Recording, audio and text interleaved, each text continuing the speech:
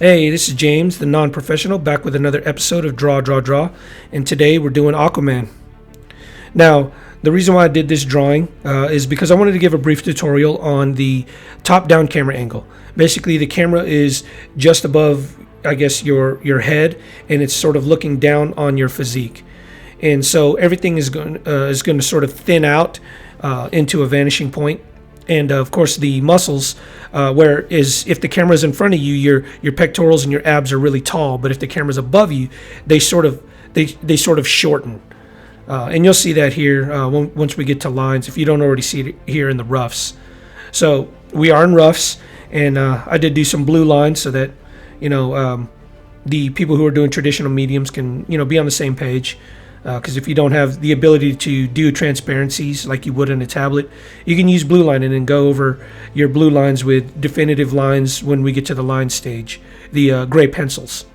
You're going to see in these roughs me going over and erasing and redoing things, and that's what roughs are for. You should get comfortable with the roughs, get comfortable with making mistakes, because in order to refine the picture itself, refine the physique and refine the proportions and the perspective of your character, you're going to do all that in the roughs, because you don't want to lay down really hard lines and then end up erasing, and those lines are still there. Whereas when you use transparencies or non-photo blue, you can mess up as much as you want. It's not going to show up in the final product. So we are doing some lines, and as you can see, the chest isn't as tall as I would typically make it if the camera angle is in front of you or at eye level, because again the camera's on top, so the chest is gonna be shorter.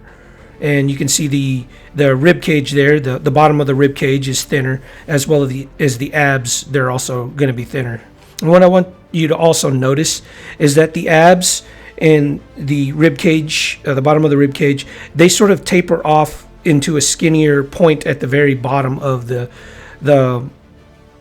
figure towards the pelvis, because again it's a camera angle, and it's in everything is the perspective wise, everything is heading towards a vanishing point. So you're going to get sort of a V shape in the abs there at the bottom. All right, so you're going to see me correct that angle there, because it was hard for me to figure out whether or not the bicep is typically in front when your arms are out like that, or because it's a camera angle on top, am I seeing more the back of the arm? So I landed on the bicep because honestly it just looked better, and I honestly don't know if the perspective was correct on that, but I like the way it looks, so I went with it. And if you're going to draw metal, reflection on metal is incredibly difficult. At least for me it was. There's a lot of trial and error with that metal there that I made as gauntlets. And of course, Aquaman has scales. I discussed this when I did Captain America. Man, I hate doing scales. I mean, it's just a mind-numbingly monotonous task to just sit there and do that shape over and over again and make sure that the layers are correct, and the scales are actually getting skinnier as they curve the back of the shoulder there, and the scales are fatter as they go into the greater, more protruded parts of the chest.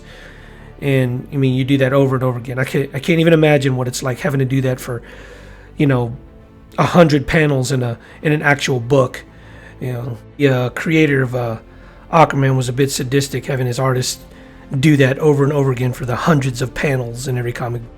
No, but it does look good. I mean, you take those scales and they actually give dimension to the uniform or to the outfit and stuff. So, once you actually do complete those scales, it looks pretty decent. So we're in inks, and as you can see there, over and over again, I could not get whether or not the bicep was up high, low, mid. So anyways, I landed on the bicep just being big and in front like that, even though the camera angle's up above. I honestly chose it for aesthetic reasons, and that's about it. But you see those abs tapering off, getting skinnier as it goes down towards the pelvic girdle there.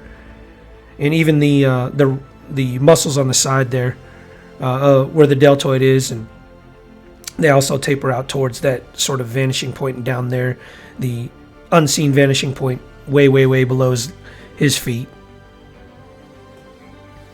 And I didn't go with the traditional gauntlets that you find in the comic books. I went ahead and created these metal gauntlets with these sections, so he can actually flex his wrists and his forearms and stuff like that. Not that you couldn't with the traditional ones, because whatever. But these are made of metal. I made them metal, so you couldn't just have just hard metal where you actually move his wrists and everything. So even though you might think that you won't see the, I guess, muscular details in the chest and everything because the scales are going to go on top of it, go ahead and draw them in, because even when you draw the scales, you can actually still see those details in there, like the separation of the chest down the middle and the collarbone that comes out both ways from the top of that chest, and the beginning of the shoulder muscle up there. You can see it even though the scales are there. All right, we're going to do some bubbles, and that should just about wrap it up.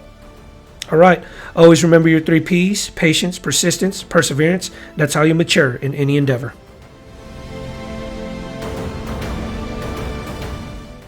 Hey guys, if you like my content, please like or comment below. And if you want regular updates, please subscribe to my channel. Thanks for watching.